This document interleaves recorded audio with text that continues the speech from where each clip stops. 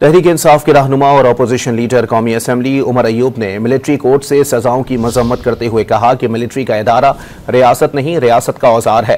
Military court سے civilians کو سزائیں نہیں ہونی چاہیے۔ وہ اڈیالہ جیل کے باہر صحافیوں سے گفتگو کر رہے تھے۔ آئین کا پاکستان کا آئین کا مطالعہ کریں تو آرٹیکل 7 ہے، اس پہ ریاست کی ڈیفینیشن ہے۔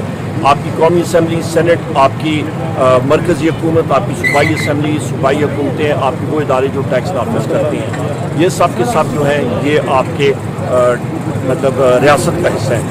ملٹری اور یہ باقی ادارے وہ ریاست کے نیچے اوزار ہیں، سو لہٰذا وہ سارے کے سارے ادارے جو ہیں وہ جوڈیشری کا فنکشن نہیں ادا کر سکتے، اور یہ سب کے سب سویلین کا ٹرائل سویلین عدالتوں میں ہونے چاہیے۔ تحریک انصاف کے رہنما اور اپوزیشن لیڈر قومی اسمبلی عمر ایوب نے ملٹری کورٹ سے سزاؤں کی مذمت کرتے ہوئے کہا کہ ملٹری کا ادارہ ریاست نہیں، ریاست کا اوزار ہے۔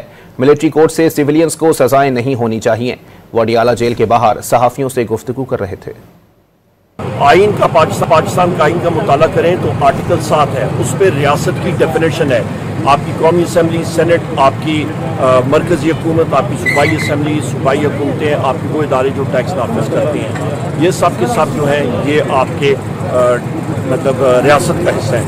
ملٹری اور یہ باقی ادارے وہ ریاست کے نیچے اوزار ہیں، سو لہٰذا وہ سارے کے سارے ادارے جو ہیں وہ جوڈیشری کا فنکشن نہیں ادا کر سکتے، اور یہ سب کے سب سویلین کا ٹرائل سویلین عدالتوں میں ہونے چاہیے۔